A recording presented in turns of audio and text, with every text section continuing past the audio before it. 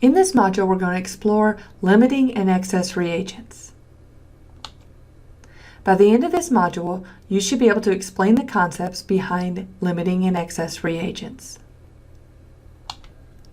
When we have stoichiometric amounts of our substances, we see that we have amounts indicated by the coefficients in our balanced chemical equation. For example, for building our snowman, if we have one head, one middle, and one bottom, we can make exactly one snowman and have nothing left over. Likewise, if we have two heads, two middles, and two bottoms, we can form two snowmen, again with nothing left over.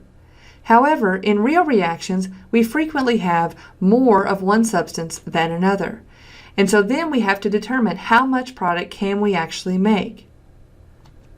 Let's look at this example. We have 3 heads, 5 middles, and 4 bottoms for our snowman. So how many snowmen can we actually make? We are limited to making 3 snowmen because we are limited by the number of snowman heads we have. Once we run out of one part or one reactant, we cannot continue the reaction anymore, and so it is going to control the amount of product that we make. So even if we had 50 or 30 or 100 middles and bottoms for our snowmen, we would be left with only 3 snowmen because we are limited by the number of heads that we have. And once we run out of that reactant, we're done. Our reaction cannot proceed any further. So for this, we can define 2 new terms, limiting and excess reagents. So the limiting reagent is the reactant that is used up first in the reaction. We frequently determine this by looking to see which one will limit the amount of product that we can form. The excess reagent is the species that is left after all of the limiting reagent is consumed. Depending on the number of reactants, we could have 2 or more limiting reactants. In this case, our head was our limiting reagent, so this limited the amount of snowmen we could build, and both the middle and the bottom were our excess reagents or excess reactants because we had some of those left over after the reaction was complete, because the reaction stopped as soon as we ran out of one of our reagents. Now let's look at another example. Let's look if we're making sandwiches. Now it's not a 1-to-1-to-1 ratio like we saw with our snowman where we needed 1 of each part. Now to make a sandwich we need 2 pieces of bread and 1 piece of turkey. Therefore we have to figure out how many sandwiches can we make if we have 6 slices of bread and 5 pieces of turkey. Now I probably don't have to show you the math for you to realize that the bread is going to run out first, that we're only going to be able to make 3 sandwiches. But what we want to look at is how we're going to set that up based on what we know from our equation here, which happens to show 2 bread, 1 turkey equals 1 sandwich. Let's start by assuming that the bread is limiting.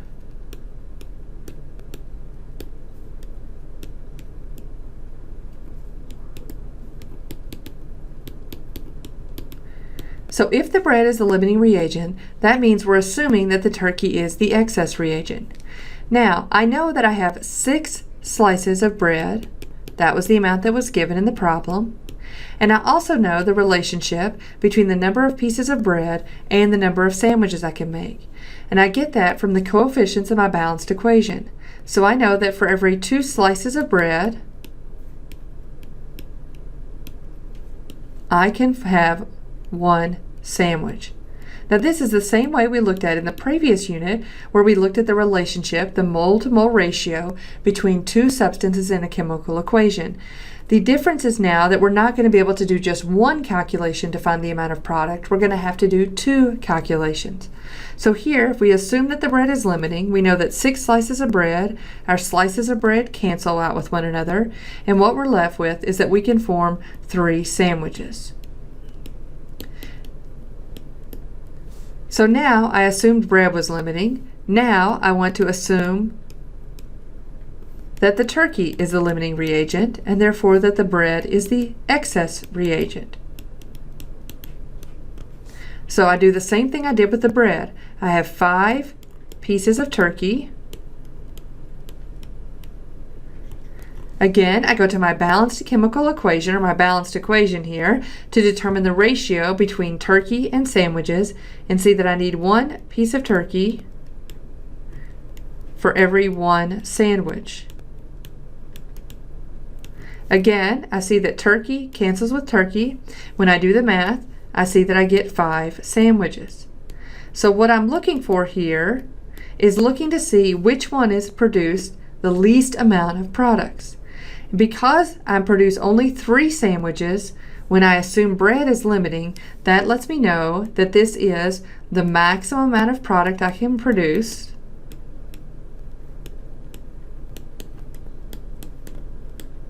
And that the bread is in fact the limiting reagent.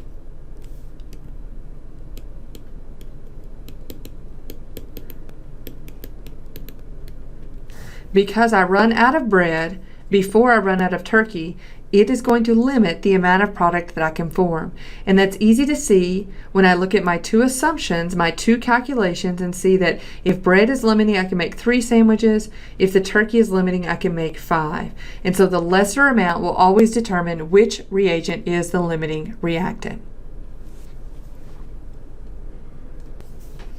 Now, how do we recognize that something is a limiting reagent problem if we're not told that it is? What we want to look for is to see if we have amounts of 2 or more reactants. In this case, we're given a balanced equation of iron plus oxygen yields iron oxide, and I see that I have 25 grams of iron and 25 grams of oxygen.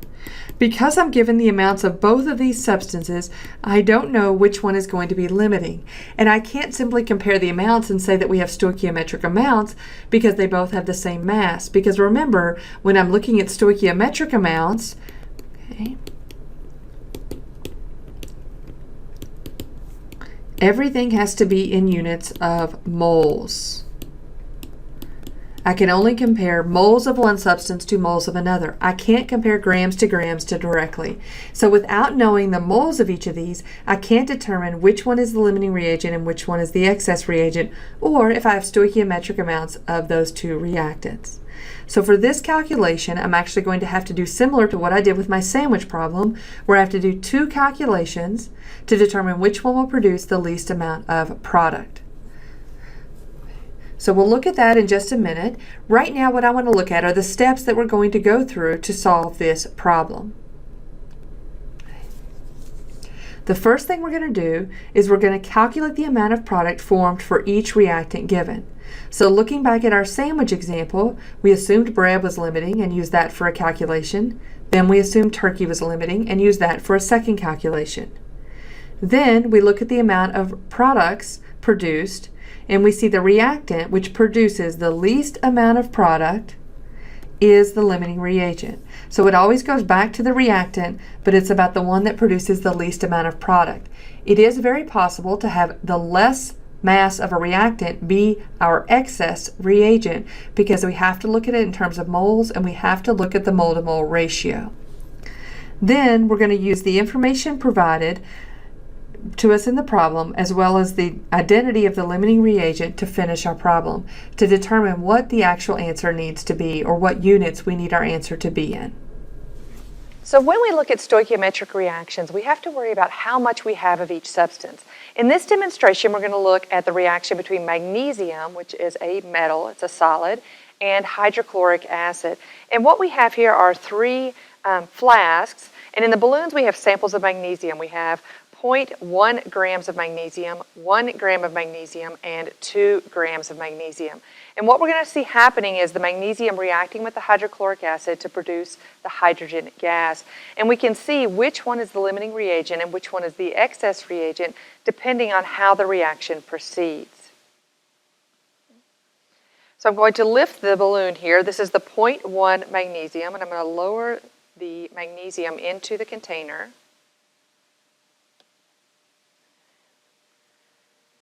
So now we can drop the 1 gram of magnesium into our hydrochloric acid. We see a much more vigorous reaction. We see more hydrogen being produced because we see our balloon is getting larger. And now we can go to the 2 grams of magnesium.